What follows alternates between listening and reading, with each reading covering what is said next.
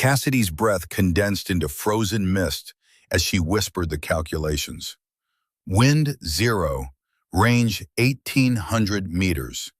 Her heartbeat slowed to a crawl. Through the scope, the target's head filled the reticle. Silas's voice crackled in her ear. "Hold! Something's wrong! Birds stop singing!" She squeezed the trigger anyway. The target dropped like a puppet with cut strings. Silence. Not chaos, not scrambling guards. Silence. "Move! Now!" Silas roared. The first mortar round obliterated their position in a fountain of frozen earth and splintered pine. Red flares arced into the gray sky like devil's fireworks.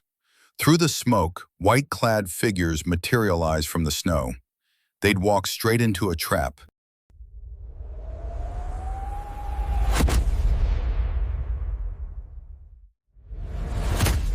"48 hours earlier, Staff Sergeant Cassidy Thorne had thought the cold was the worst enemy she'd face.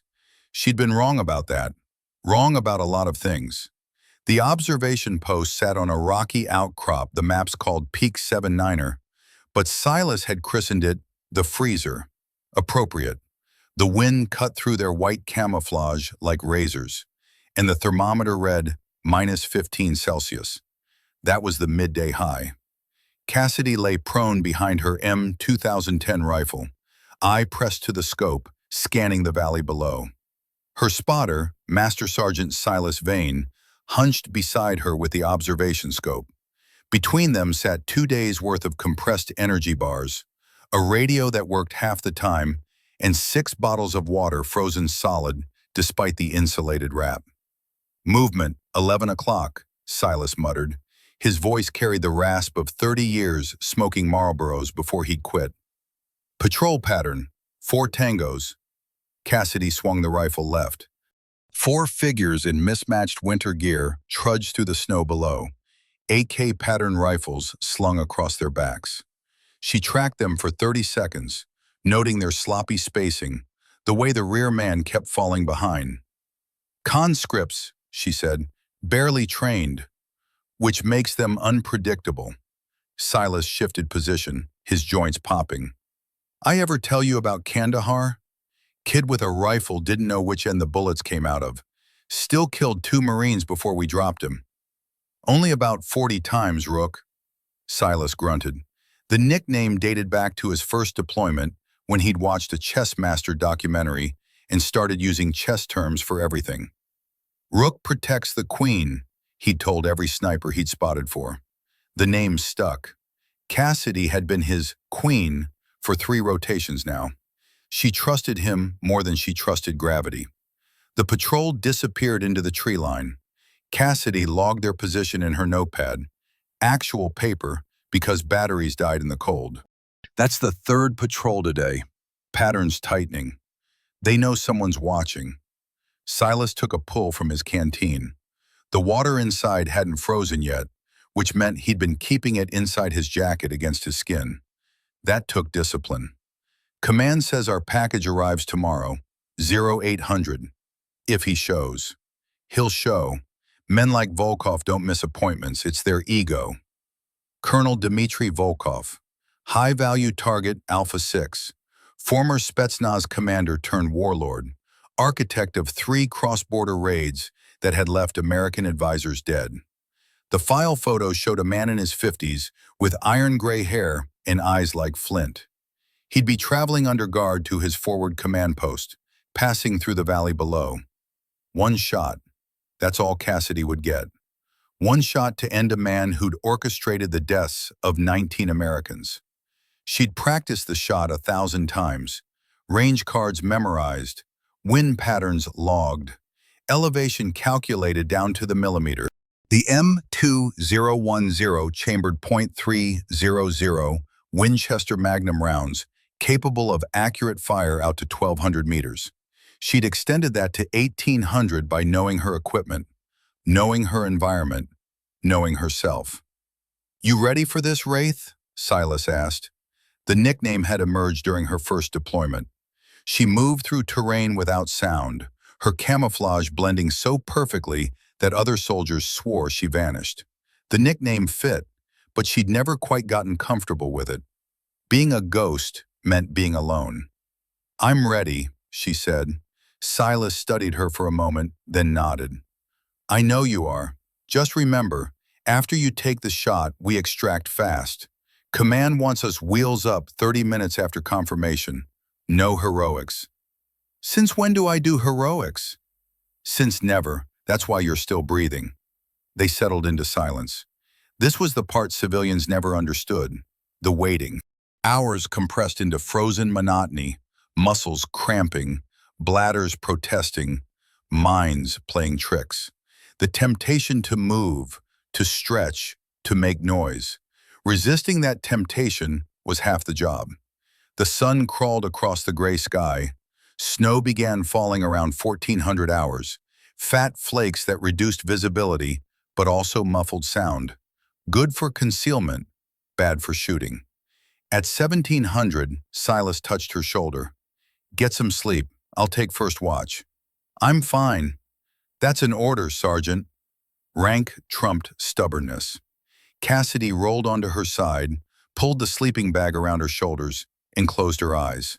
Sleep came in fits, 5-minute intervals where her brain shut down before jerking awake at phantom sounds. She dreamed of her father's funeral, the flag folded into a triangle, the rifle volley, the look on her mother's face when they handed her the flag and said, "Thank you for his service," like words could fill the hole. Cassidy had joined the Army 6 months later. Her mother hadn't spoken to her since. "Wake up," Silas's hand on her shoulder, gentle but firm. 0730, sun's coming up.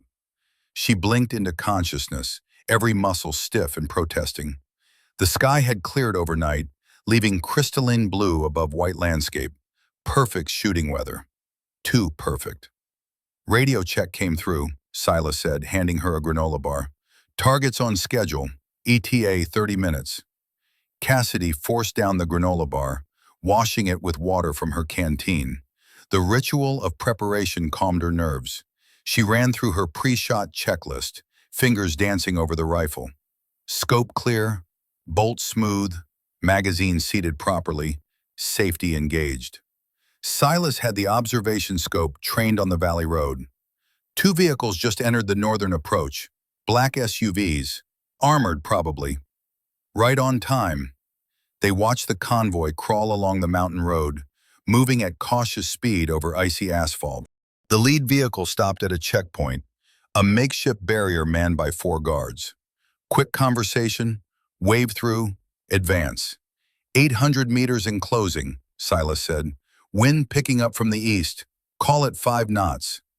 Cassidy adjusted the scope's windage knob. 1 click, 2. The crosshairs drifted right, compensating for the wind's push.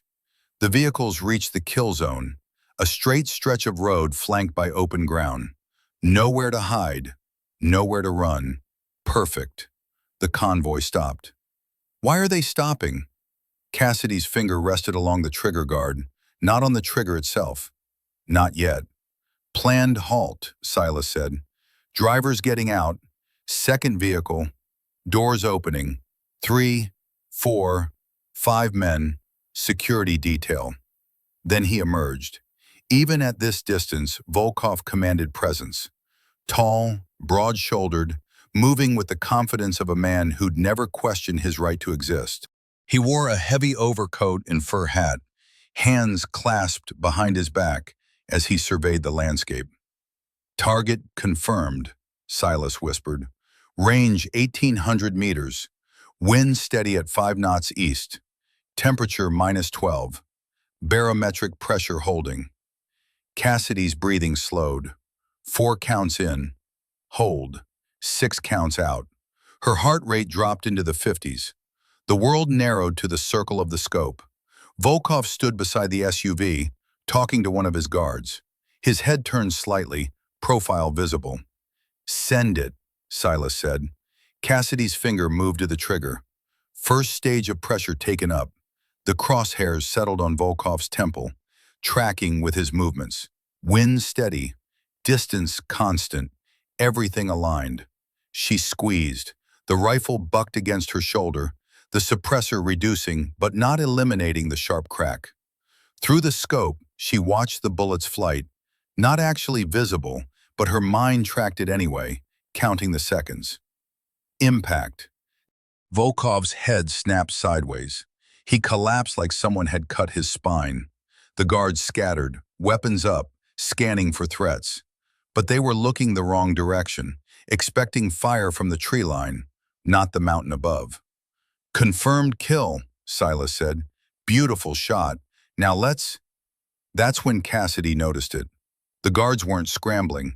They were moving to positions. Rehearsed positions. "Silas!" "I see it." His voice had gone flat.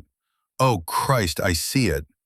Red flares arced into the sky from 6 different positions around the valley. Not distress signals, marking flares. They'd walked into a trap. "Move!" Silas roared, already rolling away from the observation post. Cassidy grabbed her rifle and pack in one motion, muscle memory overriding thought. She'd practiced emergency displacement 100 times, but drills never included the sound of incoming artillery.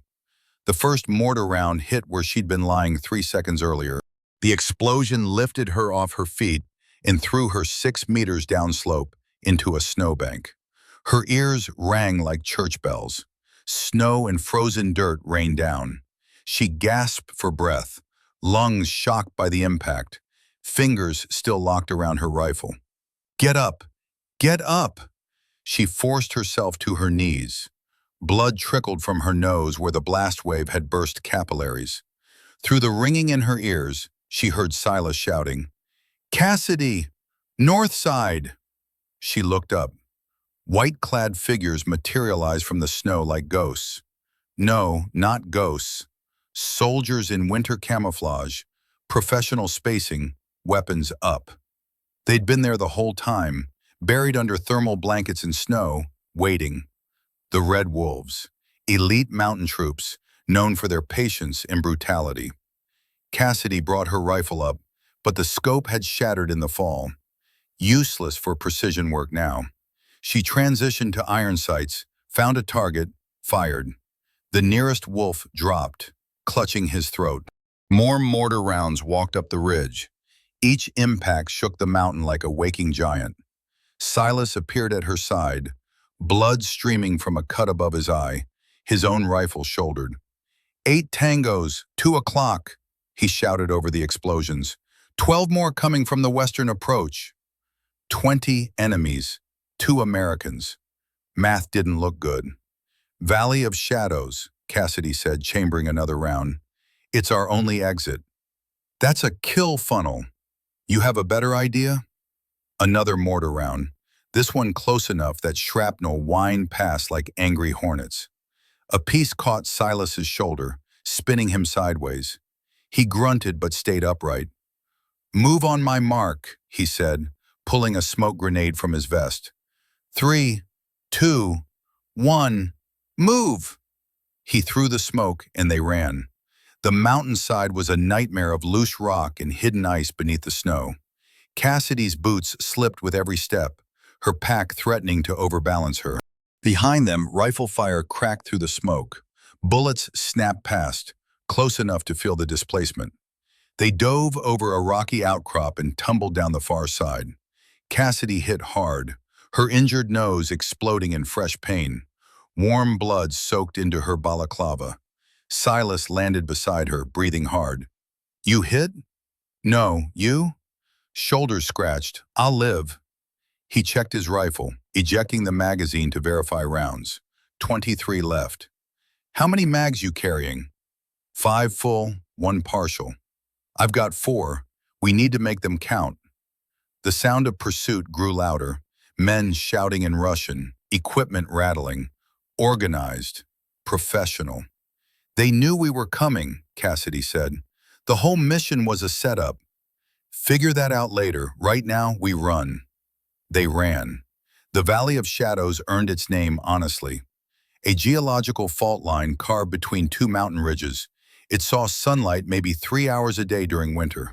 The rest was perpetual twilight, shadow upon shadow, perfect for ambush. Also perfect for people trying not to be found. Cassidy and Silas descended into the valley's mouth at a controlled fall, using trees to break their momentum. The temperature dropped 10 degrees once they entered the shadow line. Down here, the snow lay in drifts 2 meters deep, hiding crevasses and deadfall. "Listen," Silas whispered. They froze. Above them, voices carried on the cold air. Russian, commands being given. Then silence. The kind of silence that meant the enemy had stopped talking and started hunting. Silas pointed to a cluster of boulders 30 meters ahead, half buried in snow. "Cover." They low-crawled toward it, weapons cradled against their chests, moving with agonizing slowness. A rifle shot cracked from the ridge above. The bullet hit snow 3 meters to Cassidy's left.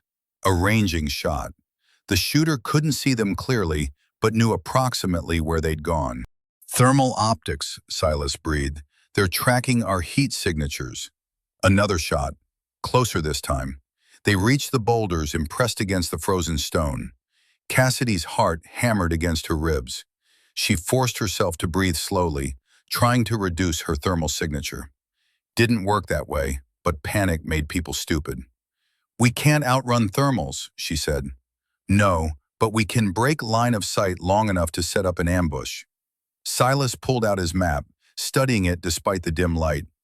"There's an old mining structure 2 clicks southeast. Stone walls, multiple exits.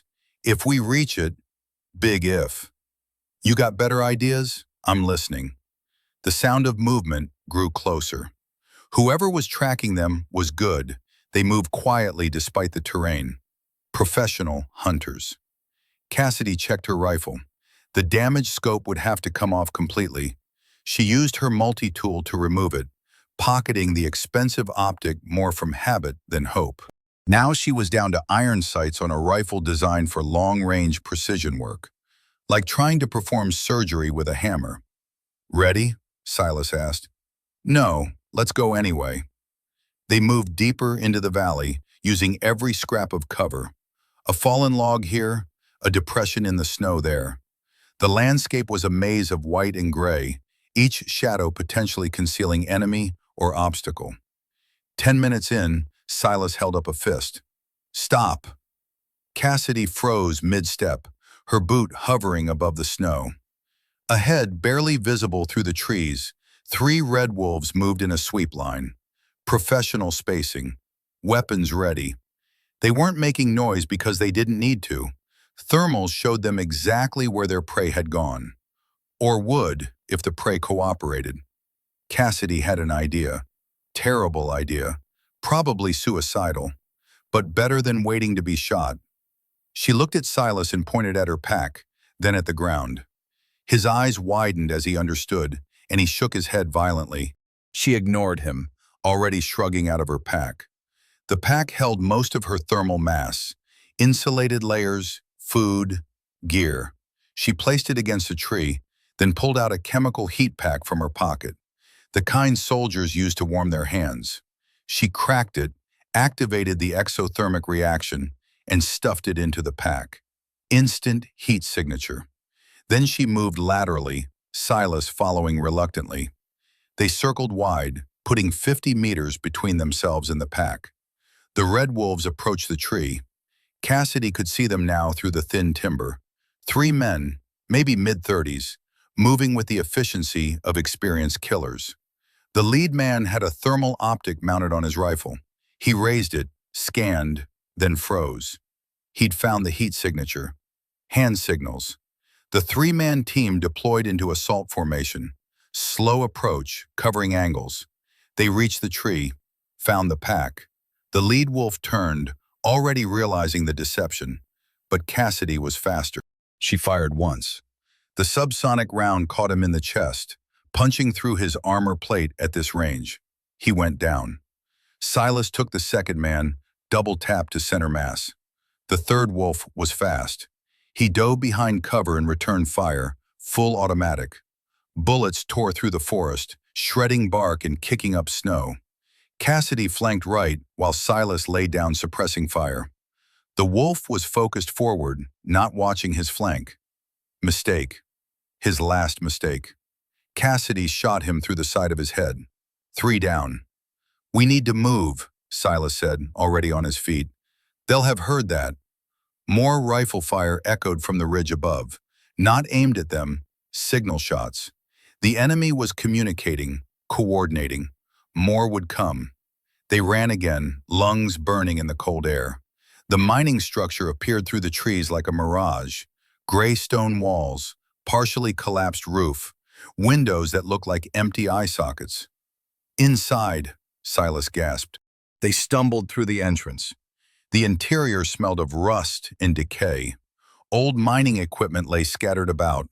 Rail carts, broken tools, cables. A stone stairway descended into darkness. "Check the exits," Cassidy said, moving to a window. She had good sight lines back toward their approach. Anyone following would have to cross open ground. Silas returned 2 minutes later. 3 exits, all viable. Lower level has a tunnel system, but it's partially flooded. We could use it if we're desperate. We're already desperate. Fair point. They set up defensive positions, redistributing ammunition and checking weapons. Cassidy's hands shook from adrenaline crash.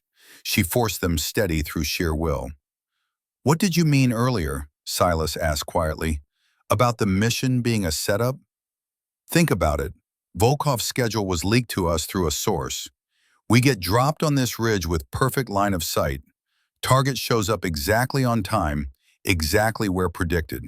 And the second I take the shot, Red Wolves pop out of hiding like they've been waiting for days. You think our source was compromised? I think our source was bait. They wanted us here, wanted us to take that shot. Question is why?"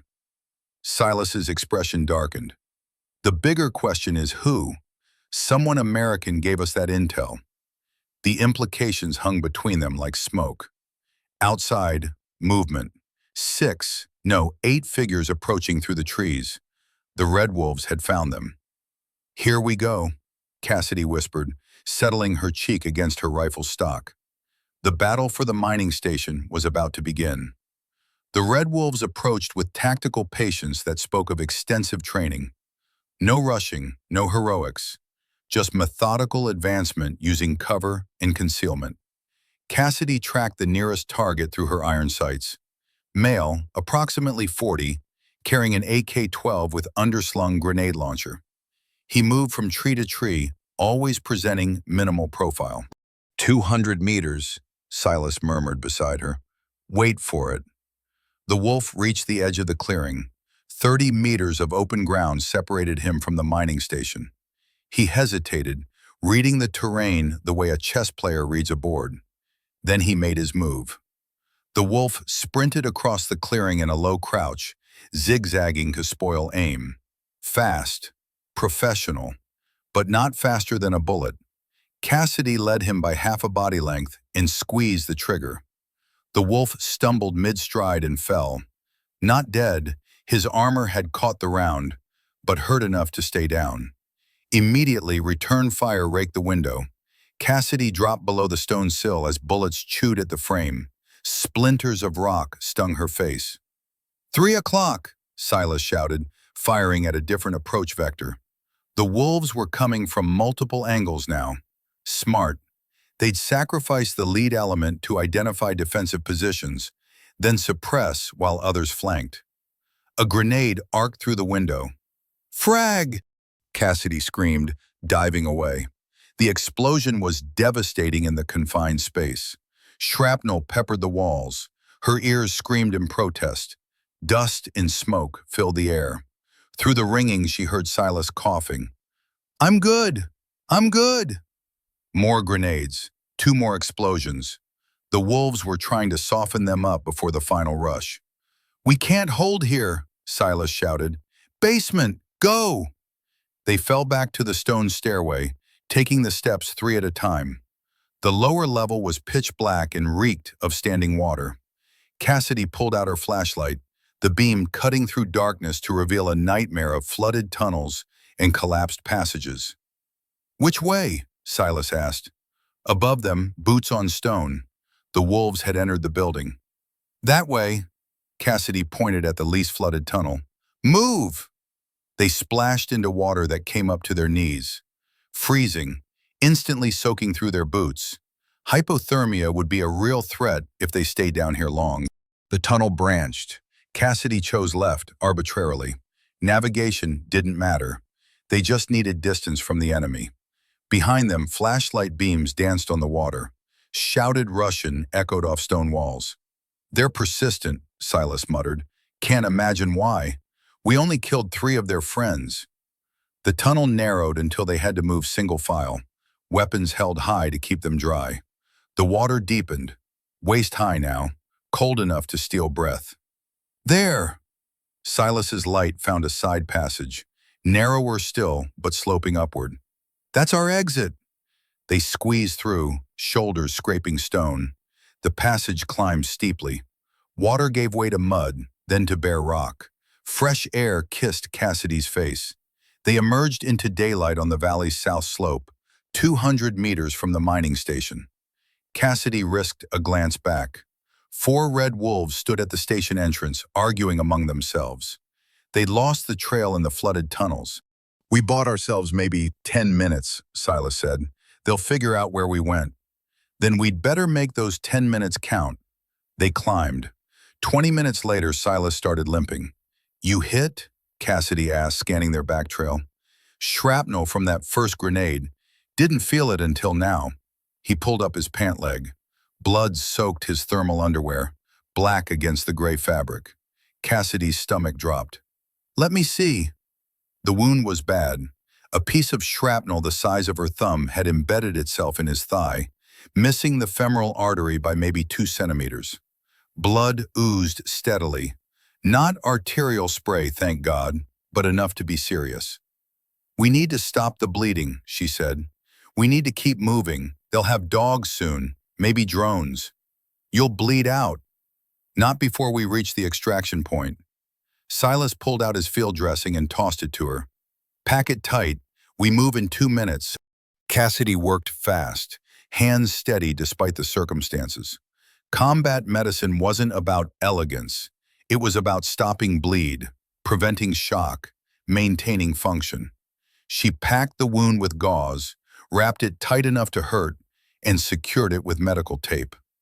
Done, she said, but that's temporary. You need real medical attention in the next 6 hours, or you'll lose the leg. 6 hours, Silas checked his watch. Extraction scheduled for 1900. That's 5 hours from now. We'll make it. They wouldn't.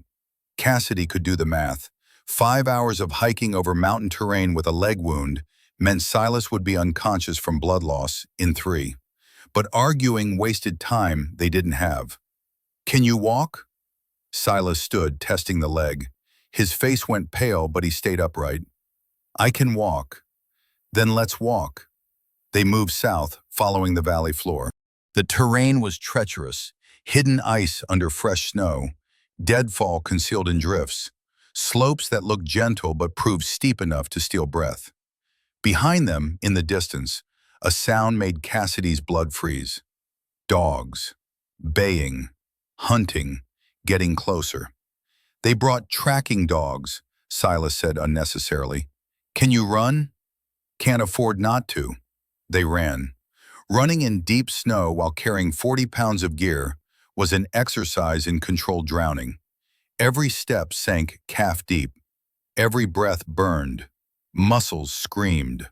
Silas's face had gone gray, blood leaking through the field dressing to leave drops in the snow behind them. Blood trail, perfect for dogs to follow. We need to confuse the scent, Cassidy said, gasping. Water, creek, anything. There, Silas pointed at a frozen stream cutting across their path. We follow that for half a click. Break the trail.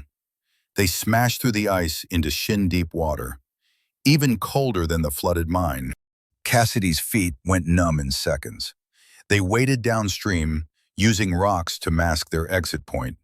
After 500 meters, they climbed out onto bare rock. No snow, no tracks. The dogs baying grew confused, then angry. They'd lost the scent. Good thinking, Silas said, teeth chattering. We need to get you warm. That water, forget it. We keep moving. The sun was dropping toward the western peaks now, casting long shadows.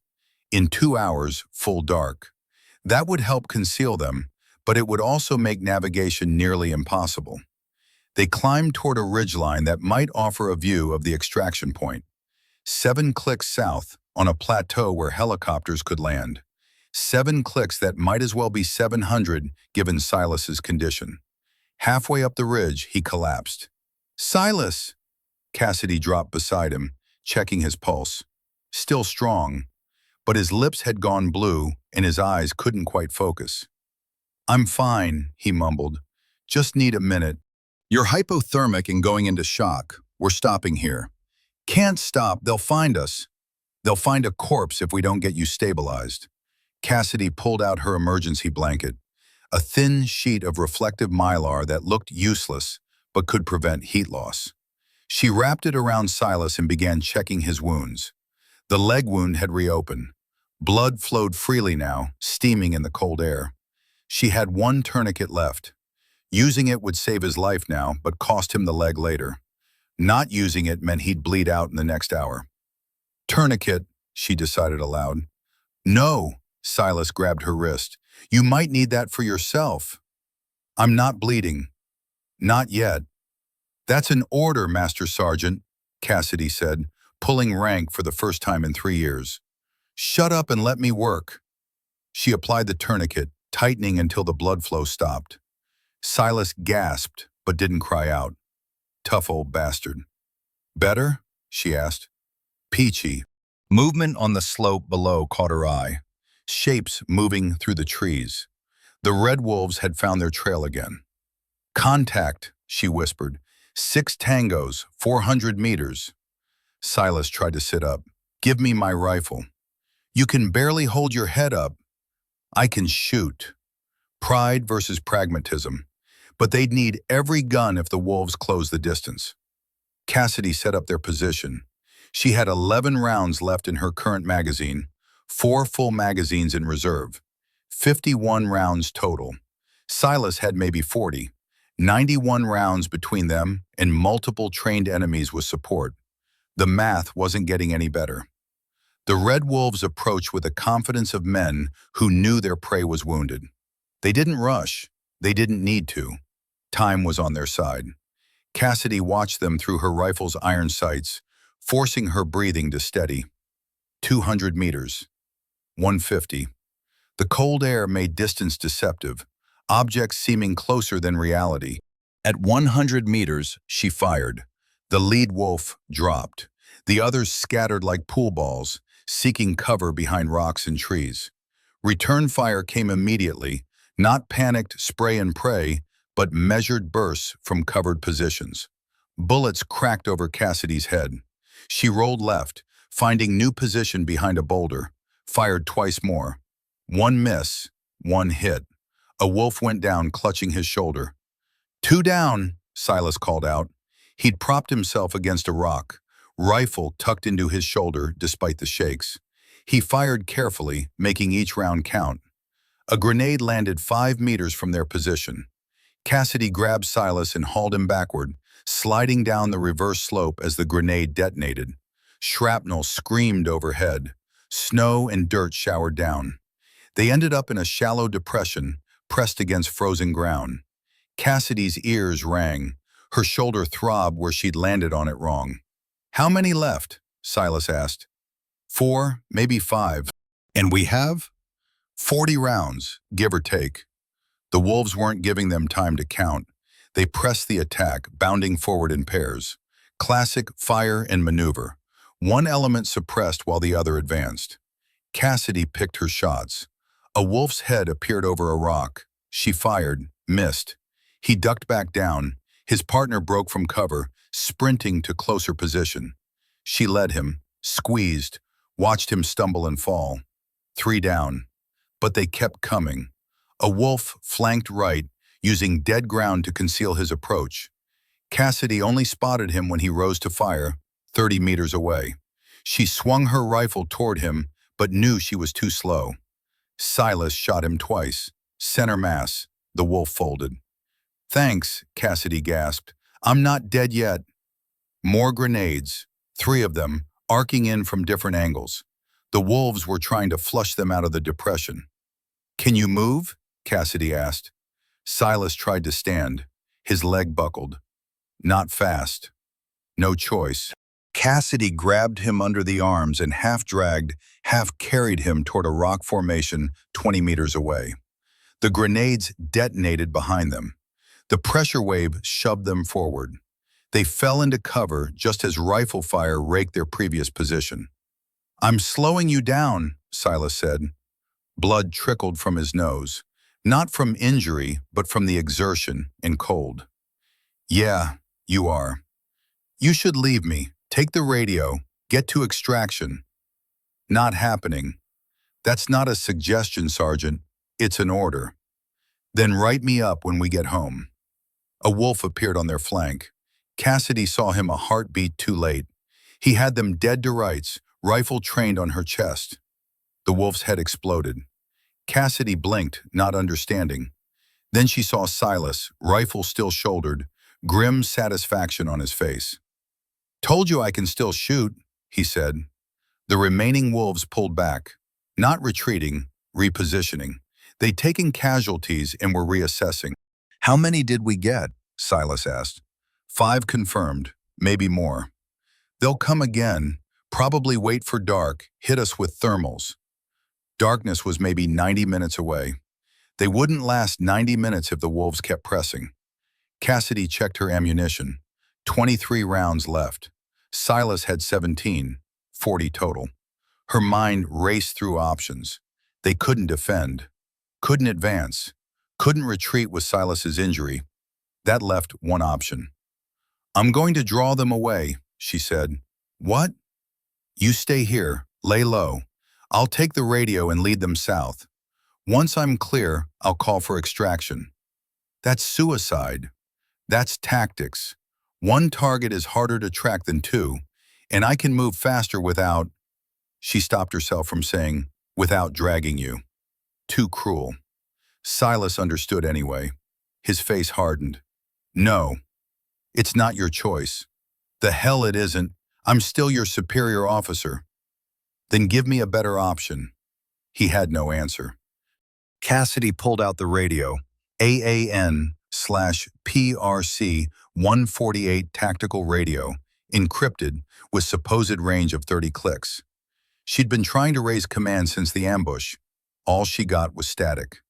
Either they were being jammed or they'd moved out of range. Take the radio, she told Silas. Every hour on the hour, send the extraction signal. They'll hear it eventually. And you? I'll buy you time, maybe a lot of it if I'm lucky. And if you're not lucky? Cassidy checked her rifle one final time. 23 rounds between her and whatever came next. Then I'll make them pay for every inch, she said. Silas grabbed her arm as she turned to leave. His grip was weak, but his eyes were fierce. Listen to me, Wraith. This guilt you carry, about your father, about not being able to save him, you can't let that turn into a death wish. Cassidy froze. This isn't about that. Isn't it? You've been volunteering for every high-risk mission since I've known you, running toward danger like you're trying to prove something. I'm trying to get us out of this alive. By sacrificing yourself. That's not honor, Cassidy. That's just suicide with better PR. His words hit like physical blows, because part of her knew he was right. Part of her had been waiting for a mission like this, one where dying would mean something, would prove she was as brave as her father, would prove she was worth the flag they draped over his coffin. I'm not trying to die, she said quietly. I'm trying to live. Both of us. Silas studied her face for a long moment, then nodded. Okay, but you listen to me, Sergeant. You lead them away, but you don't engage unless you have to. You run. You hide. You survive. That's an order. Yes, Master Sergeant. He pulled her into a brief, awkward embrace. 3 tours together. You're the best shot I've ever spotted for. And that includes a kid in helmet who could shoot the smile off a target at 1,000 meters. You're getting sentimental in your old age, Rook. I'm bleeding out on a mountain. I'm allowed. Cassidy checked her gear one final time. Rifle, 4 magazines, 2 grenades, combat knife, water bottle half frozen, emergency blanket. Not much to stage a running battle with. Remember, Silas said, every hour, extraction signal. Got it. And Cassidy, don't you dare die out there, because if you do, I'll have to write the after-action report, and my handwriting is shit. She almost smiled. Almost. Then she moved. Cassidy emerged from cover at a dead run, deliberately making noise, deliberately leaving tracks. She wanted the wolves to see her, wanted them to follow. Behind her, shouting in Russian, the crack of rifles, bullets snapping past. She'd been spotted. Good. Cassidy ran south, legs pumping, breath coming in ragged gasps. The terrain worked against her. Deep snow, hidden obstacles, slopes that tried to roll her ankle with every step. She fell twice, got up, kept running. The wolves followed. She could hear them behind her, maybe 200 meters back. They weren't shooting now. They were tracking, waiting for her to tire, to make a mistake, to give them a clean shot. Professional hunters knew how to be patient, but Cassidy hadn't survived 3 combat tours by being predictable. She reached a narrow ravine where snowmelt had cut through rock. The walls rose 15 meters on either side, creating a natural choke point. Perfect ambush terrain. Too perfect. The wolves would expect a trap, so she gave them one. Cassidy pulled her first grenade, yanked the pin, and wedged it under a loose rock with the spoon still pressed. She ran a length of fishing line from the grenade to a tree on the opposite side of the ravine, knee-height, almost invisible in the dim light. Then she ran. 2 minutes later, the explosion echoed off the valley walls. Screaming, shouting. 1 wolf down, maybe 2, but the rest kept coming. She had to admire their persistence. The sun touched the western peaks, painting the snow orange and gold. Beautiful. Deadly. In 30 minutes it would be full dark. Cassidy checked her watch. 1,600 hours. 3 hours until scheduled extraction. 3 hours to stay alive while wounded, outnumbered, and running out of ammunition. The wolves were getting closer. She could hear them moving through the trees, coordinating in Russian. They'd learned from the booby trap. They were being more careful now. Careful was slow. Slow was good. Cassidy climbed. The ridge above offered high ground and clear sightlines. Also exposed her to rifle fire. Trade-offs. Everything in combat was trade-offs. She reached the crest and looked back. 4 wolves moving up the ravine in tactical formation. Professional. Deadly. They'd learned from their mistakes. One of them had a radio. He was calling in their position, calling for backup. Cassidy's stomach sank. These 4 weren't the whole unit. They were the pursuit element. More were coming. Maybe many more. She had to move faster. But first, she had to send a message. Cassidy found a good position behind a rock, settled into a stable shooting platform, and waited. The lead wolf emerged from the tree line, scanning for threats. She shot him through the chest. The other 3 scattered. Return fire rattled off the rocks around her. Cassidy was already moving, sliding down the reverse slope before they could adjust aim. 1 down, 3 pursuing. Unknown number incoming. The math kept getting worse. She ran into the gathering darkness, each step taking her farther from Silas, farther from hope, deeper into the mountains where winter and men with rifles waited to kill her. Behind her, the wolves howled. They were done being patient. The real hunt was beginning. Full dark came like a curtain drop. One moment, Cassidy could see the mountain's silhouette against the fading sky. The next, absolute blackness swallowed everything. She stopped running, pressing against a pine tree, forcing her breath to quiet.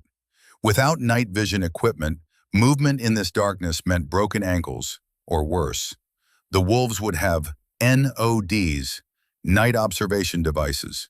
They could see her thermal signature like a beacon, which meant she needed to disappear.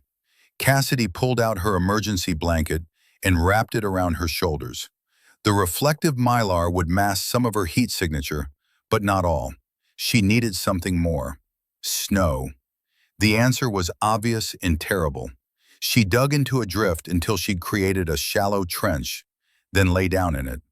The cold bit immediately, vicious and hungry. She pulled snow over her legs, her torso, leaving only her face exposed. Within seconds, she was shaking violently. Above her, flashlight beams danced through the trees. The wolves were close, maybe 50 meters. She heard their boots crunching through snow, heard Russian voices discussing search patterns. One beam swept directly over her position. Cassidy held her breath, not daring to move. The beam passed on. They walked past her hiding spot, so close she could have reached out and touched the nearest one's boot. 4 men moving in tactical formation, weapons ready, thermals scanning. They kept going. Cassidy waited 5 full minutes after the last sound faded before she dared move. Her entire body had gone numb. She fought her way out of the snow, muscles screaming protest, and stood on legs that barely remembered how to work. Hypothermia. She was flirting with it. Core temperature dropping, judgment compromised. She needed to move, generate heat, or she'd die here without anyone shooting her. She stumbled forward through the dark, arms outstretched to avoid trees. Each step was guesswork. The ground could drop away into a ravine, and she wouldn't know until she was falling. After 10 minutes of blind navigation, she saw light ahead. Orange. Flickering. Fire. Cassidy approached cautiously, every sense screaming danger. Fires meant people. People in these mountains meant enemies. Through the trees, she saw a small camp.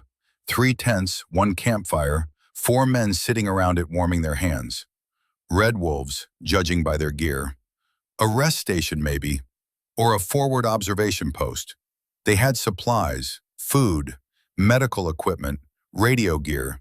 She counted 4 rifles stacked against a tree, 4 men at the fire. Math was simple. This was stupid, suicidal, everything Silas had ordered her not to do. But she needed that radio. Cassidy circled the camp, moving with infinite patience. Her father had taught her to hunt white-tailed deer in Kentucky hills. Move like you're underwater, he'd said. Slow, deliberate, let the forest forget you're there. She became a ghost. The camp had no perimeter security. Overconfident. They thought the only threats were ahead of them, not behind. Fatal mistake. Cassidy reached the stacked rifles and carefully, slowly, pulled the bolt from each one. 4 rifles rendered useless in 30 seconds. She pocketed the bolts. One wolf stood and walked toward the tree line, toward her position. Bathroom break. She froze behind a tree trunk as he passed within arm's reach, unbuckling his belt. When he stopped to urinate, she moved behind him and struck with her combat knife. One hand over his mouth, blade under the ribs, angled upward toward the heart. He convulsed once and went limp. She lowered him silently to the snow. 3 left, but now she had a problem. The dead man would be missed in minutes.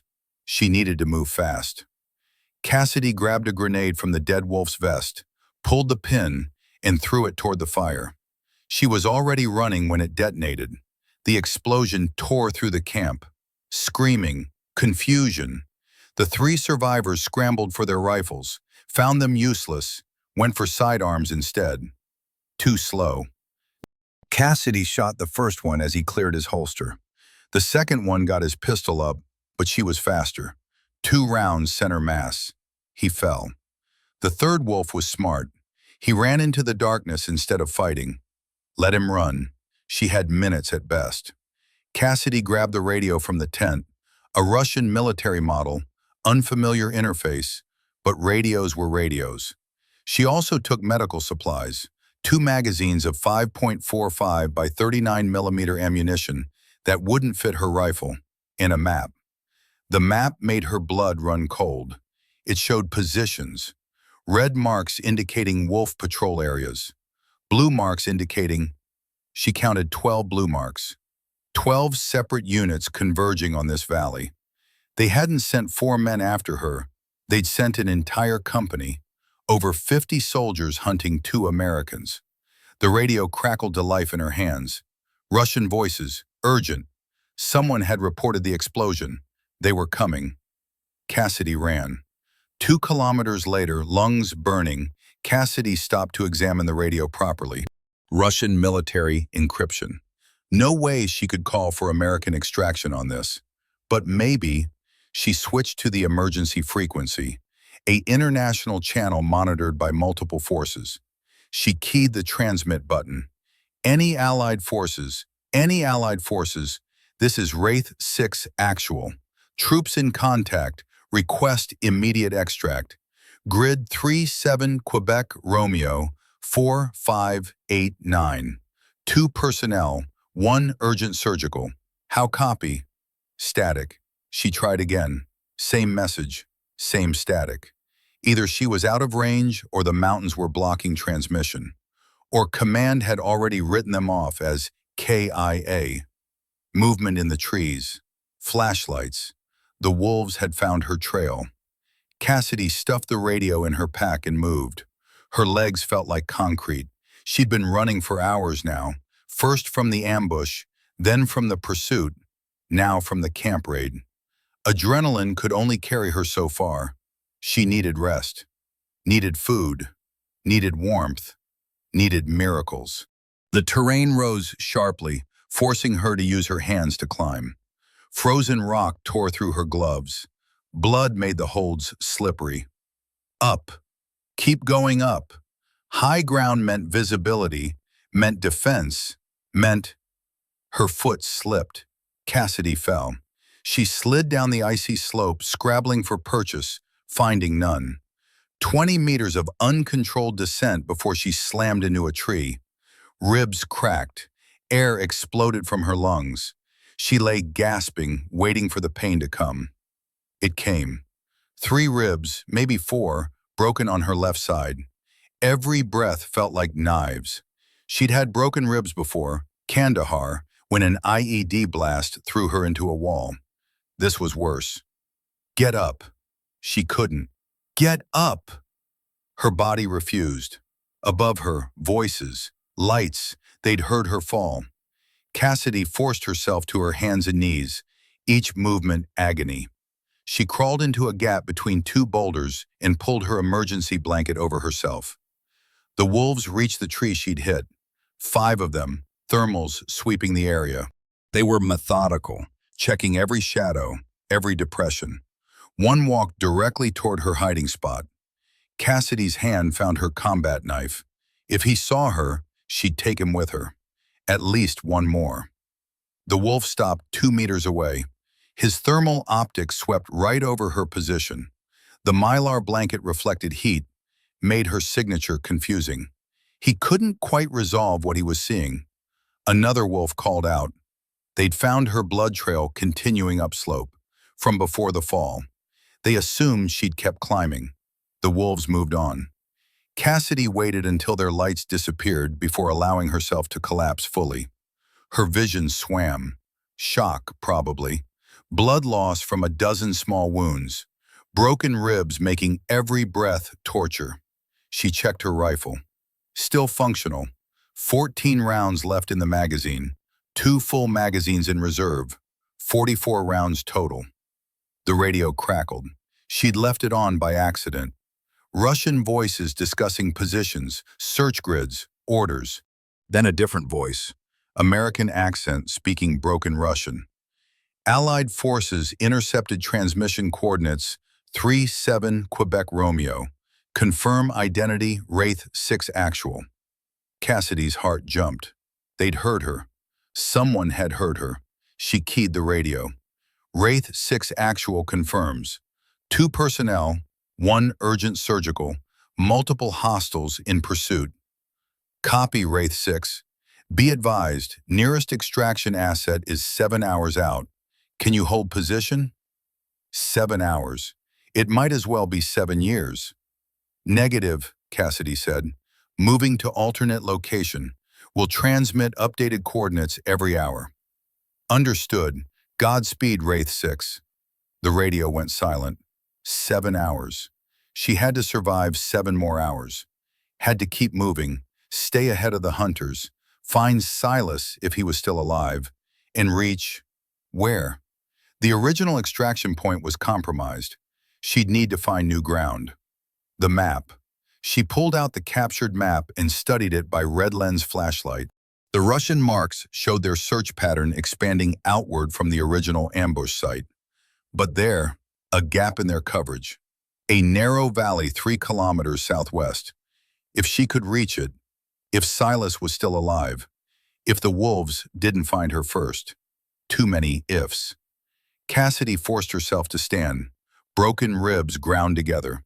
She gasped, vision graying at the edges. Breathed shallow, moved. One step, another. Each one a small victory over pain and despair. The night was long. The mountain was cold.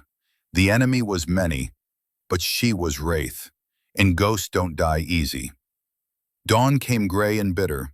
Cassidy had made maybe 2 kilometers during the night, a pathetic distance that shame couldn't improve. Her ribs had swollen, making breathing an exercise in controlled agony. Frost had formed on her eyelashes and in her hair. She'd run out of water an hour ago. Tried eating snow, but it lowered core temperature.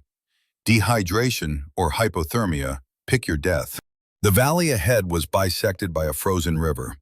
Ice thick enough to walk on, maybe, or thin enough to plunge her into water that would kill in minutes. No choice. The wolves were behind her. Forward was the only direction left. Cassidy tested the ice with her rifle butt. Solid. She stepped out onto the frozen surface. The ice groaned but held. She moved quickly across, eyes scanning both banks for threats. Halfway across, she saw them. Wolf tracks. Real wolves, not Russian soldiers. A pack had crossed here recently, heading upstream. Wolves meant prey. Prey meant deer or elk. Animals meant there was food in these mountains beyond MREs in misery. She reached the far bank and collapsed against a tree. Had to rest, just for a moment. Sleep tried to take her. She fought it off. Sleep in this cold meant not waking up. The radio crackled. Wraith 6, this is Rook Actual. How copy? Silas. Cassidy grabbed the radio with numb fingers. Rook, you're alive. More or less. Extension signals not getting through. Too much terrain between us and pickup. How's your day going? Got jumped by a search party, killed 3, stole their radio and map, broke some ribs falling down a mountain, the usual. Christ, Wraith, you need to stop having so much fun without me. Despite everything, Cassidy almost laughed. What's your status? Legs bad. Tourniquets holding, but I can't walk. Been crawling toward the secondary rally point, but only made about 400 meters. I'm not going to make extraction at this rate. Give me your position. Silas read off coordinates. Cassidy checked the captured map. He was 2 kilometers northeast of her position, still in the valley. The wolves' search pattern hadn't reached him yet, but would within hours. I'm coming to you, she said. Negative, you're injured. Get yourself to extract. We've had this conversation already, Rook. And you ignored my orders then too. Why do I expect different now? Because you're an optimist. I'm really not. A pause. Wraith, listen, if you come for me, we both die. But if you reach extract, at least you get home. Math's simple. I'm bad at math. I've noticed. Cassidy studied the map. 2 kilometers to Silas, then 5 kilometers to the new extraction coordinates she'd calculated. 7 total through enemy-patrolled terrain while injured and running on empty. Impossible. I'll see you in 2 hours, she said. You're the most stubborn person I've ever met. You're welcome. She clicked off the radio and started moving. Cassidy heard it before she saw it, a high-pitched whine like an angry hornet. She looked up and spotted the drone, a quadcopter maybe 30 meters above the trees, Thermal camera pointed down. Hunting. She dove into a snowdrift and went completely still. The drone circled, camera panning, looking for heat signatures, movement, any sign of prey. The mylar blanket was in her pack. She couldn't reach it without moving. Moving meant detection. The drone settled into hover directly above her position. It had found her. Cassidy waited for the radio calls, the repositioning of troops, the closing net. Instead, the drone just hovered, like it wasn't sure. The snowdrift masked her thermal signature enough to create ambiguity. She had maybe 30 seconds before the operators confirmed target and sent the cavalry. Her rifle was pinned under her body. No way to shoot the drone without moving. But her sidearm, a Sig Sauer M18, was holstered on her hip. She could reach it without much movement. Slowly, carefully, she drew the pistol. The drone rotated, camera adjusting focus. Cassidy aimed and fired 3 times. The range was terrible for pistol work, but desperation made for good marksmanship. The third shot clipped the drone's camera housing. It wobbled, lost stability, and crashed into the trees.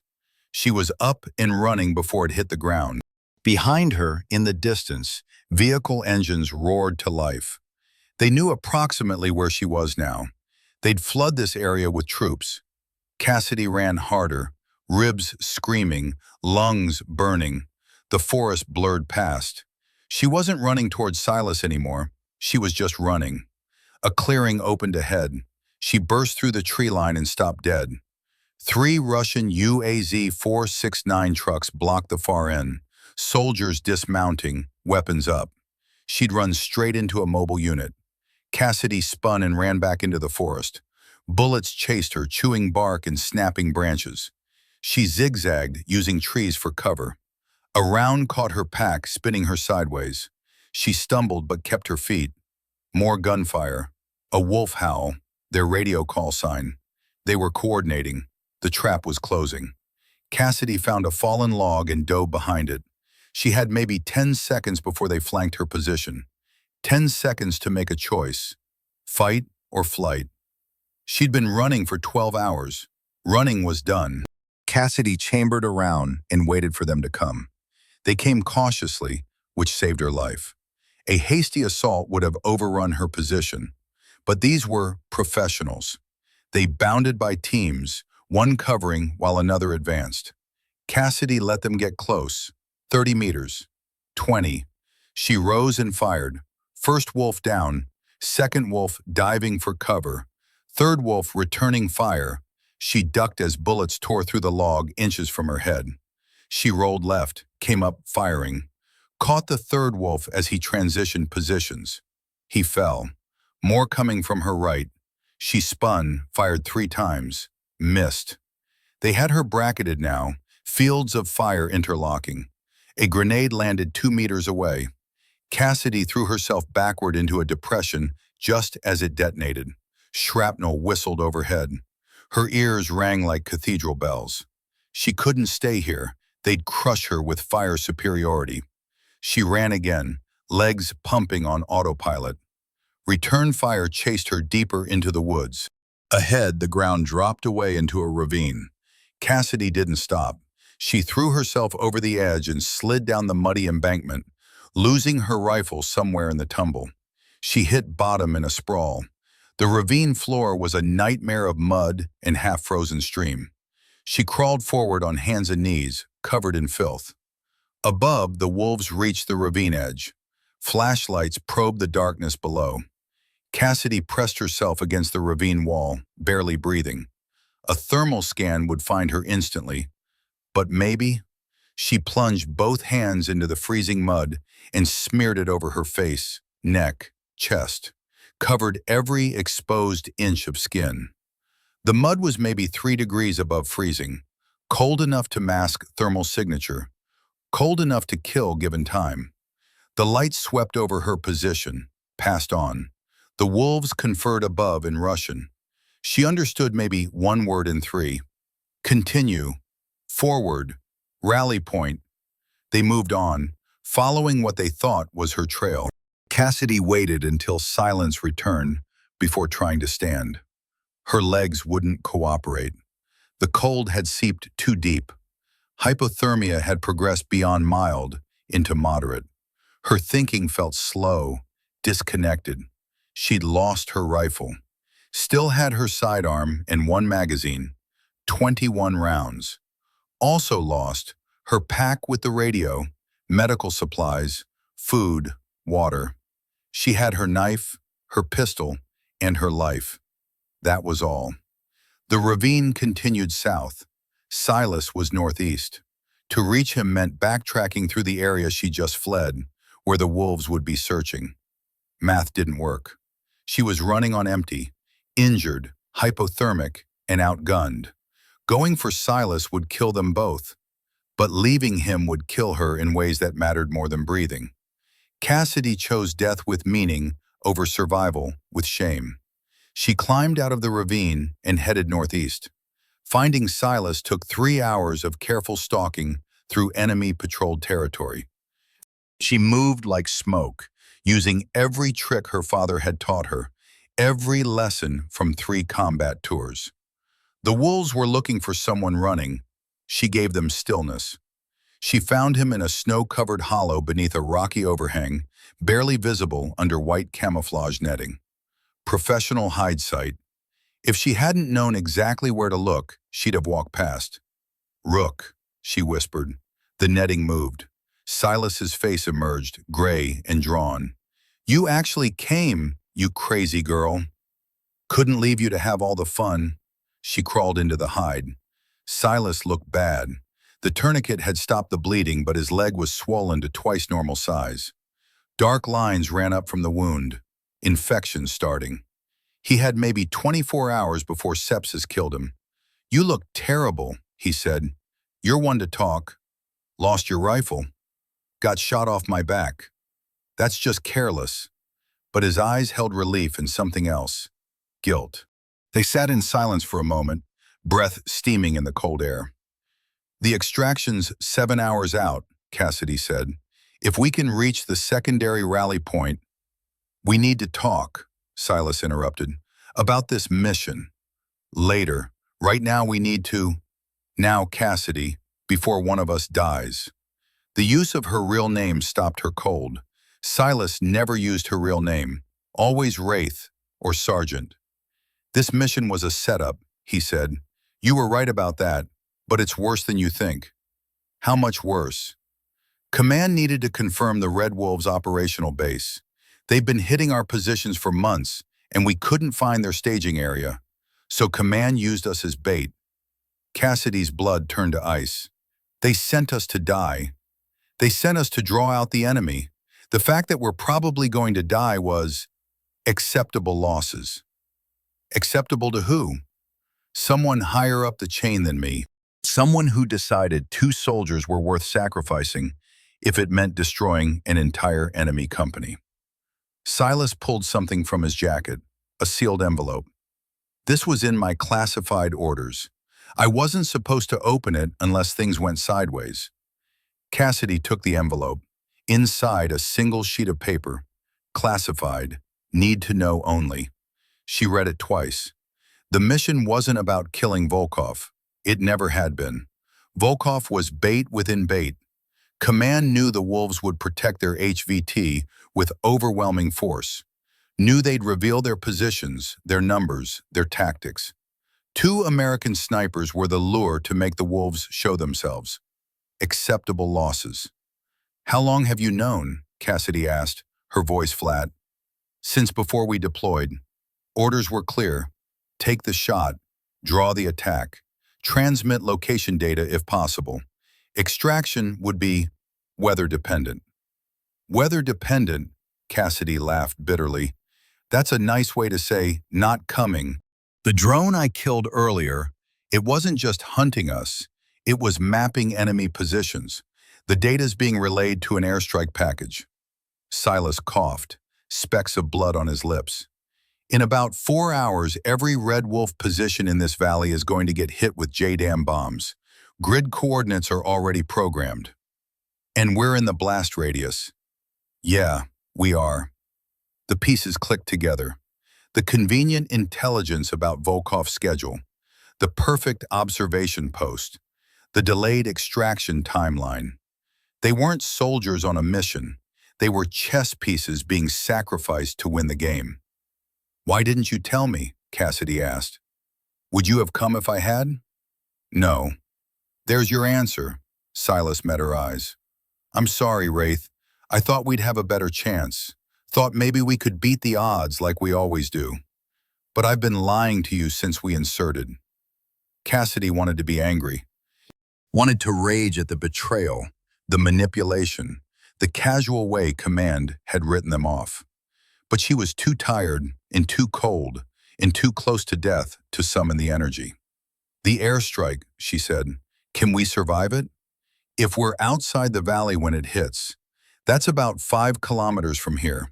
We'd need to cover that distance in 4 hours, through enemy patrols, with you half dead and me crippled." So, no.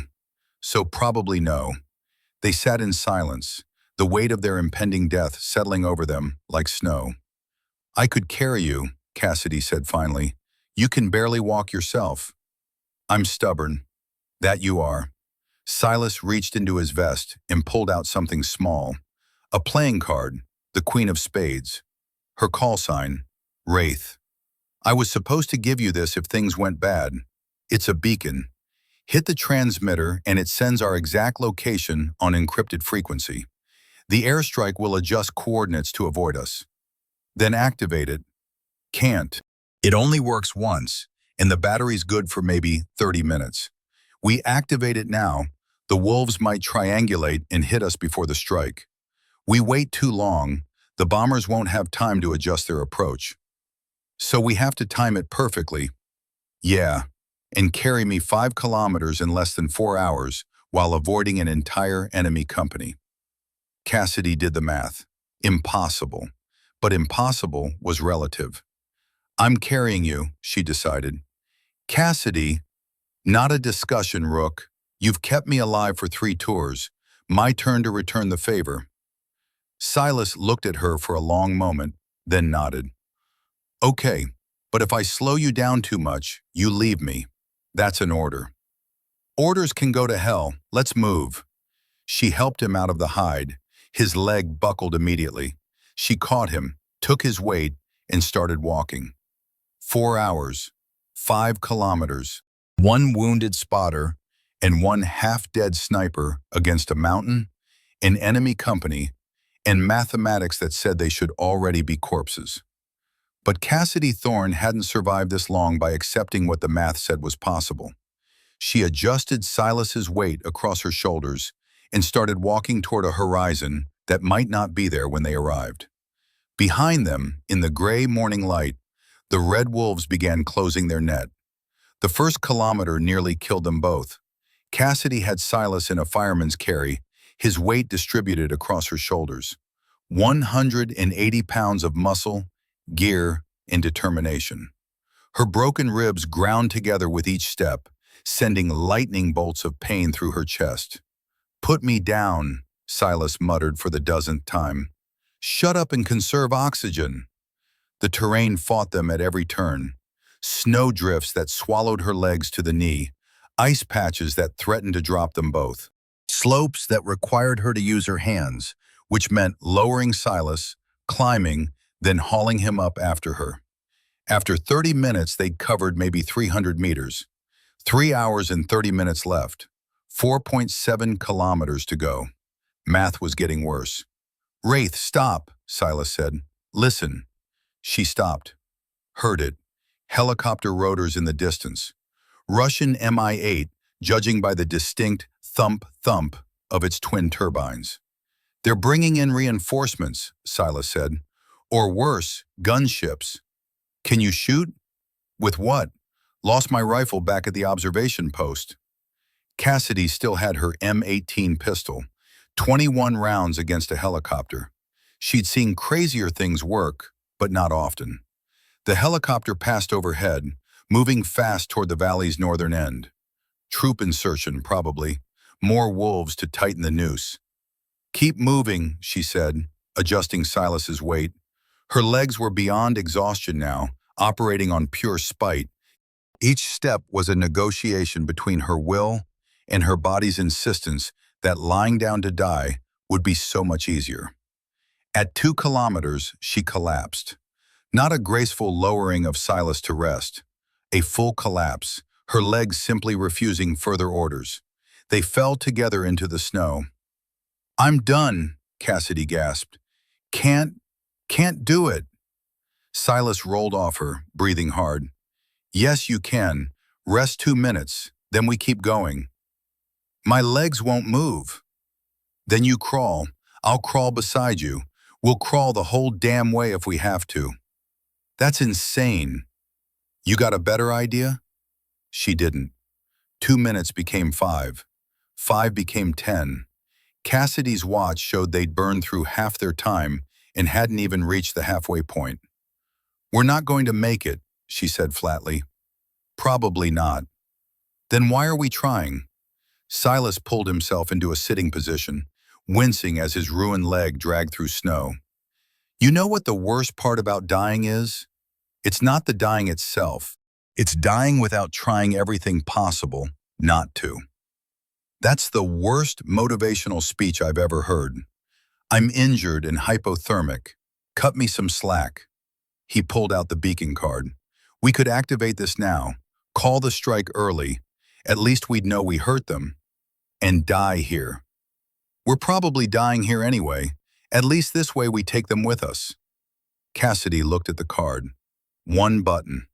Press it and 30 minutes later, the valley would turn into an inferno. Every Red Wolf position marked on that captured map would cease to exist. Mission accomplished, even if the soldiers who accomplished it became collateral damage. Acceptable losses. She thought about her father, about the flag they'd folded at his funeral, about all the promises she'd made to herself about being brave enough, tough enough, good enough. "No," she said. "No? We keep moving. We make them work for it. If we die on our feet, not sitting in the snow, waiting for permission." Silas studied her face, then nodded. "Okay, but you're not carrying me anymore. We go together or not at all. You can't walk." Then we both crawl. It was madness, crawling 3 kilometers through snow while injured and hunted, but madness was all they had left. Cassidy helped Silas into position. Side by side, they began to crawl. They'd covered another kilometer when the Red Wolves found them. 6 men materialized from the tree line like winter ghosts. Professional spacing, weapons ready, moving with the confidence of hunters who'd finally cornered their prey. Cassidy and Silas were in a small clearing, nowhere to hide, no strength left to run. The math had finally caught up. The lead wolf, a sergeant by his insignia, said something in Russian. Cassidy didn't understand the words, but the meaning was clear. Surrender or die. "Your call, Wraith," Silas muttered. Cassidy's hand rested on her M18. 21 rounds, 6 enemies. If she was perfect, perfect aim, perfect tactics, perfect luck, she might drop 3 before they killed her. She wasn't perfect, not today. But surrendering meant capture, interrogation, becoming propaganda tools for an enemy that had already tried to kill them twice over. "I'm not surrendering," she said quietly. "Didn't think you would." The sergeant stepped closer, rifle aimed at Cassidy's chest. He said something else, probably last chance. Cassidy's hand tightened on her pistol grip. Then the world exploded. Not the airstrike, that was still 90 minutes out. This was something else. Artillery. American artillery, judging by the distinct shriek of incoming 155mm rounds. The first shell landed 50 meters from the clearing, the blast wave throwing everyone sideways.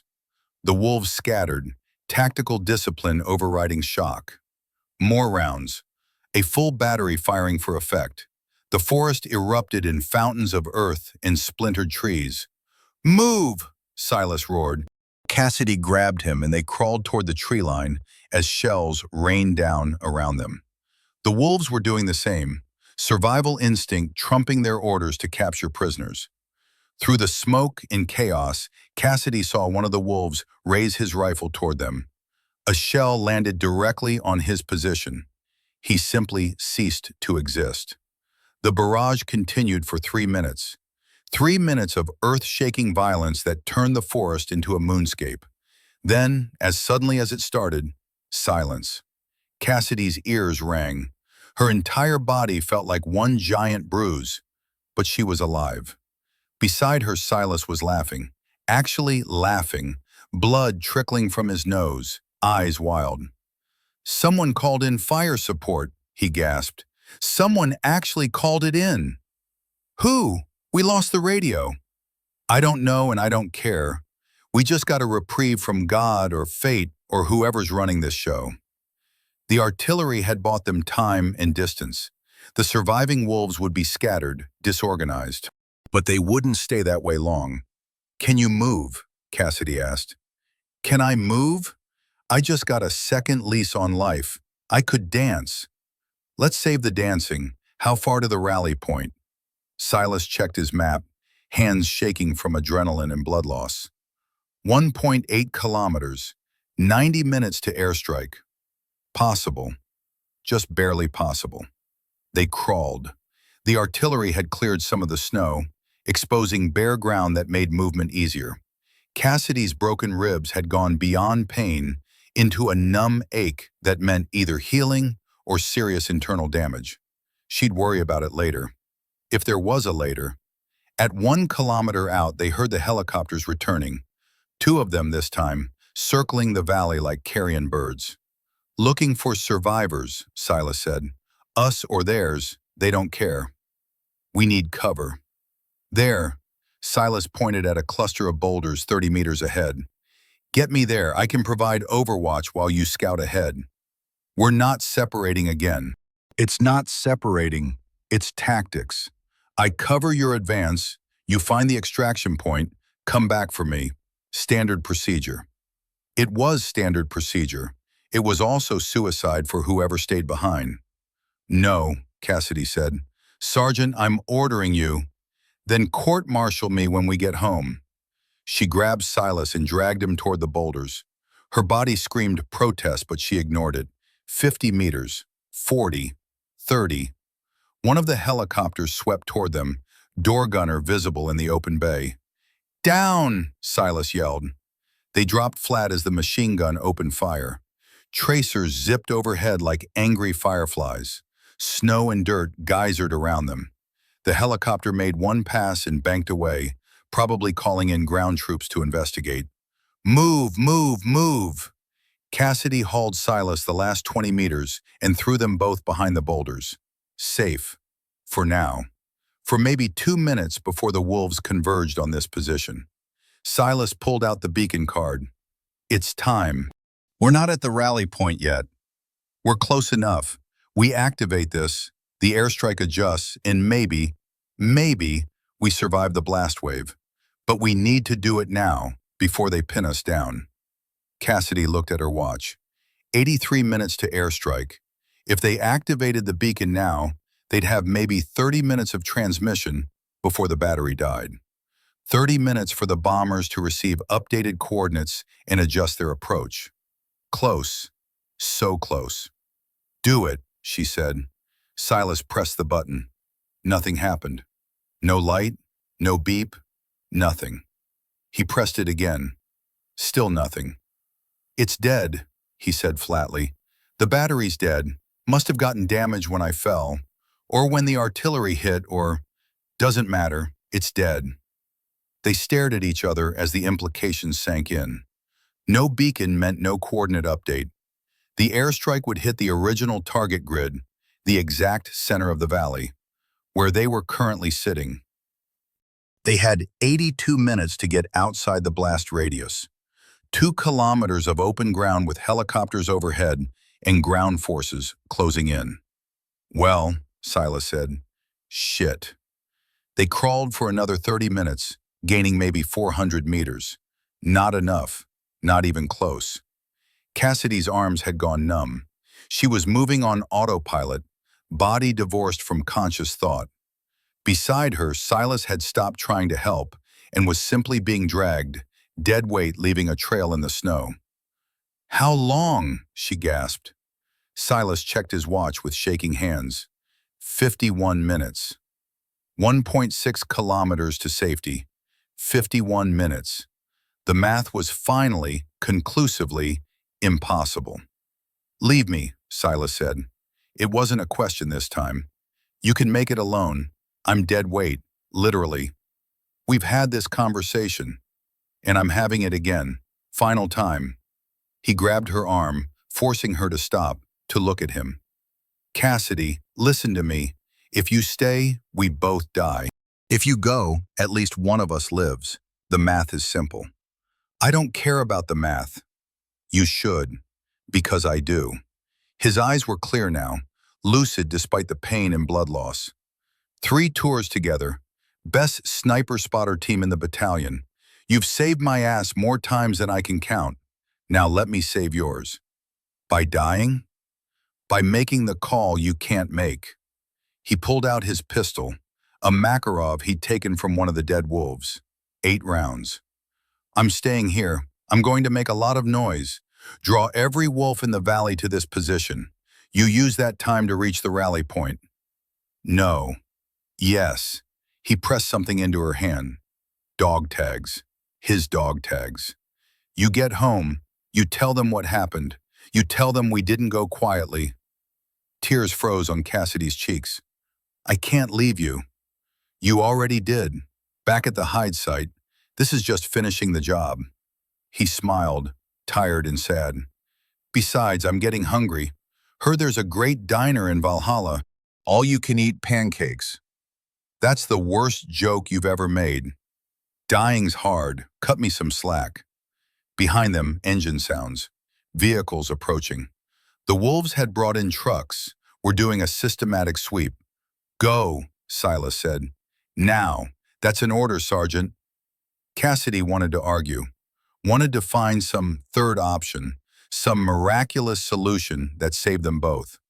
But she'd been a soldier long enough to know when tactics required sacrifice. "I'll tell them," she whispered. "I'll tell them you were the best. Tell them I was adequate. Sets a more achievable bar for the next guy." He checked his pistol one final time. "And Wraith, stop carrying guilt like body armor. Your father would be proud of you. I'm proud of you. Now get the hell out of here before I change my mind." She wanted to say more. Wanted to thank him for 3 years of keeping her alive, for teaching her patience when she only knew aggression, for being the father figure she'd lost. But the trucks were close now. Time was gone. Cassidy squeezed his hand once, then ran. Behind her, she heard Silas start shooting. Measured shots, professional spacing, drawing fire, drawing attention, buying her time with the only currency he had left. She ran harder, tears streaming, lungs burning, body pushed beyond every physical limit. The sounds of battle faded behind her. Then closer, the sound of many trucks, many boots. An explosion, grenades, return fire growing in volume. Then silence. Cassidy didn't stop running, couldn't stop. If she stopped, if she let herself think about what that silence meant, she'd collapse and never get up. The rally point materialized ahead, a flat plateau marked by a single dead tree, exactly as the map indicated. She stumbled onto it, fell to her knees, and looked at her watch. 11 minutes to airstrike. She was outside the blast radius. Barely. Maybe. In the distance, she heard them coming. Helicopters. American helicopters this time. Their rotor signature distinct. 2 Blackhawks flying fast and low. The extraction Silas said would never come. Except it had. Too late for him, just in time for her. The helicopters touched down, door gunners scanning for threats. A crew chief jumped out, running toward her. "Wraith 6, actual," he shouted over the rotors. She nodded, not trusting her voice. "Where's your partner?" Cassidy held up Silas's dog tags. The crew chief's face fell, understanding immediately. "We need to move," he shouted. Airstrike inbound, 6 minutes. They pulled her into the helicopter. The crew chief tried to check her injuries, but she pushed him away, crawling to the door to look back at the valley. Somewhere down there, Silas lay dead or dying, surrounded by enemies he'd drawn away from her escape route. The helicopters lifted off, gaining altitude fast. At 300 meters, Cassidy saw them, Russian trucks converging on the boulder cluster where she'd left Silas.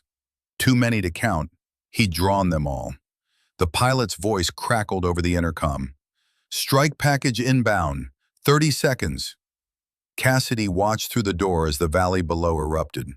Not one bomb, dozens. JDAM precision-guided munitions turning every marked position into fire and fury. The valley floor rippled like water, trees vaporizing, rock shattering. The Red Wolves' entire forward operating base ceased to exist in 15 seconds of mechanized violence. Mission accomplished. Acceptable losses. Cassidy closed her eyes and let the darkness take her. Cassidy woke to the rhythmic thump of helicopter rotors and someone cutting off her gear. The crew chief leaned over her, scissors working through the frozen straps of her tactical vest. Stay still, Sergeant, he said. You're in shock. She tried to sit up. Pain exploded through her chest, the broken ribs reminding her they existed. She gasped, vision graying. Easy, you've got at least 3 broken ribs, possible internal bleeding, and you're hypothermic. Don't move. The crew chief wrapped her in thermal blankets while a medic started an IV. Warm fluid pushed into her veins. The shaking that had become her normal state intensified as her body tried to rewarm itself. How long? She asked through chattering teeth. 20 minutes to base. Surgical teams prepped and waiting. 20 minutes. She'd covered less distance than that in the last 6 hours of crawling through snow and death. Through the helicopter door, she could see the second Black Hawk flying parallel. Its crew chief gave a thumbs up. Clear skies, no pursuit. They'd made it out. One of them had. Cassidy's hand found Silas's dog tags in her pocket, metal still warm from her body heat.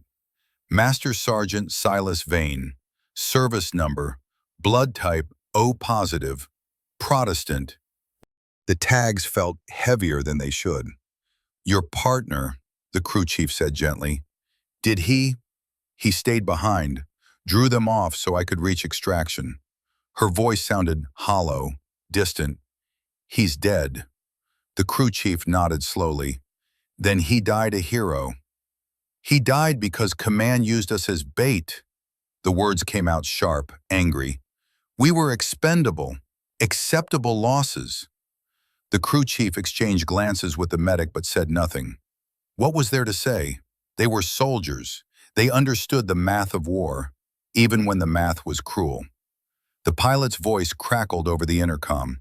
FOB in sight, 2 minutes. The helicopter began its descent. Below, forward operating base Kestrel spread across a mountain plateau. HESCO barriers, plywood buildings, guard towers, all the temporary permanence of American military presence. Home, for now. The Black Hawks touched down on the helipad. Medical personnel rushed forward with a stretcher. Cassidy tried to wave them off, but her legs wouldn't support her weight. She collapsed into their arms. Broken ribs, hypothermia, possible internal bleeding, the medic rattled off as they loaded her onto the stretcher. Gunshot wound to the pack, multiple lacerations, severe exhaustion. I can walk, Cassidy protested. You can shut up and let us do our job, a doctor said, appearing beside the stretcher.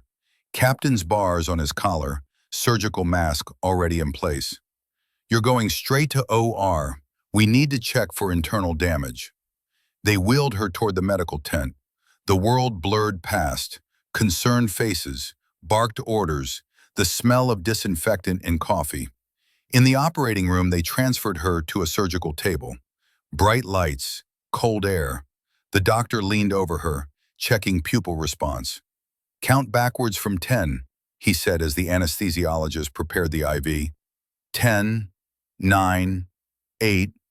Silas's face appeared in her mind, smiling, telling another bad joke about chess pieces in sacrifice plays.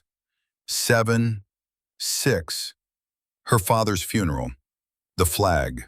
The rifle volley. 5, 4. The valley erupting in fire. Acceptable losses. 3. Darkness took her. Cassidy woke in a hospital bed, sunlight streaming through a window. For a moment, she didn't remember where she was. Then the pain reminded her. Ribs wrapped tight, IV in her arm, monitors beeping steadily. A figure sat in a chair beside the bed. Not a nurse, too much rank on the collar. Lieutenant Colonel Sarah Chen, Battalion S2, intelligence officer. The person who'd briefed them on the Volkov mission. "Welcome back, Sergeant," Chen said quietly. Cassidy's throat was too dry to respond. Chen poured water from a pitcher and held the cup while Cassidy drank. "How long?" Cassidy rasped. 18 hours. Surgery went well. 3 broken ribs, but no internal bleeding. Frostbite on your fingers and toes, but you'll keep them all. You got lucky. Lucky." Cassidy almost laughed. "Master Sergeant Vane," Chen continued, "tell me what happened." Over the next 30 minutes, Cassidy gave her report. Factual. Clinical. The ambush at the observation post. The running battle through the valley. Silas's wound. The stolen map revealing the setup. The artillery strike. The failed beacon. Silas's final stand. Chen listened without interruption, taking notes on a tablet. "The mission parameters," Cassidy said when she finished. "The classified orders Silas showed me. We were bait. Expendable assets to draw out enemy positions." Chen's expression didn't change. "Those orders were need to know. I needed to know I was being sent to die." "You weren't sent to die, Sergeant. You were sent to complete a strategic objective, which you did. The airstrike destroyed the Red Wolves' forward operating base. Estimated enemy casualties exceed 200 personnel, plus significant equipment losses. It's the biggest blow we've dealt them in 6 months. And all it cost was Silas. All it cost was 1 casualty versus 200. The math? Don't." Cassidy's voice went cold. "Don't talk to me about acceptable math. Silas was a person, 28 years of service, a mentor, a friend. He wasn't a number on a ledger." Chen set down her tablet. "You're right, and for what it's worth, I'm sorry. Truly. Master Sergeant Vane was a good man and a fine soldier." "But you'd make the same call again?" Chen met her eyes. "Yes, I would, because that's the job. We make hard choices so others don't have to. We sacrifice pieces to win the game. You don't have to like it, but you have to accept it." "I don't accept shit." "Then maybe you should reconsider your career path." Chen stood, collecting her tablet. "You're being put in for a Silver Star. Heroism under fire, successful completion of mission objectives despite overwhelming odds. There'll be a ceremony when you're recovered." "I don't want a medal." "That's not your choice. The Army wants to recognize your actions. What you do with the medal after you receive it is your business." Chen moved toward the door, then paused. "Sergeant, for what it's worth, you did good out there. Silas would be proud." She left before Cassidy could respond. Cassidy lay back against the pillows, staring at the ceiling. A Silver Star. They were going to give her a medal for surviving a mission designed to kill her. The door opened again. A chaplain this time, offering prayer and comfort. Cassidy sent him away. Then a parade of visitors, fellow soldiers checking on her, officers paying respects, even the battalion commander making a brief appearance to shake her hand and mutter something about duty and sacrifice. All of them well-meaning, none of them understanding. As evening fell and the visitors finally stopped, Cassidy pulled Silas's dog tags from the drawer beside her bed. They'd been cleaned, the blood washed away, but she could still feel the weight of what they represented. A man who'd kept her alive through 3 tours, who'd taught her patience and tactics and how to read terrain like a language, who died buying her 30 minutes of running time. acceptable losses. She closed her fist around the tags until the metal edges bit into her palm. 3 weeks later, Cassidy stood in Arlington National Cemetery as they buried an empty coffin. Silas's body hadn't been recovered. The airstrike had turned the valley into a moonscape, and subsequent ground operations found the area too unstable for recovery missions. So they buried his dog tags instead, in a plot with a white marble headstone that bore his name, rank, and dates of service. Master Sergeant Silas Vane, a soldier's soldier, a mentor, a friend. The rifle squad, the sound echoed across the neat rows of white stones, each one marking a sacrifice the nation had deemed acceptable. The bugler played taps. Cassidy stood at attention, broken ribs still aching, frostbite scars pink on her hands. She didn't cry, had cried herself empty in the hospital, alone in the dark, where no one could see weakness. Now she wore her dress uniform and her silver star, and her carefully neutral expression that gave nothing away. The honor guard folded the flag with mechanical precision. Triangle fold, 13 folds total, each one representing something. The original colonies, the belief in eternal life, the tribute to mothers. Symbolism upon symbolism, as if enough ceremony could fill the hole a person left behind. They presented the flag to Silas's sister, a woman in her 60s who'd flown in from Montana. She took it with shaking hands and pressed it against her chest, like it might transform back into her brother. Cassidy waited until the ceremony ended and the crowd dispersed before approaching the grave. She knelt in the grass, dress uniform be damned, and placed something on the fresh earth. A Queen of Spades playing card, Wraith's card, the beacon Silas had tried to activate, now just a piece of plastic and paper. "You were right," she said quietly, "about the guilt, about running toward danger like I had something to prove." She touched the cold marble of the headstone. "But you were wrong about one thing. You said I should stop carrying guilt like body armor. But guilt's what keeps us human, Rook. It's what keeps us from becoming the math, from accepting the acceptable." A breeze rustled through the cemetery trees. Somewhere in the distance, another funeral was beginning. Another family receiving another folded flag. The machine grinding on. Cassidy stood, knees protesting.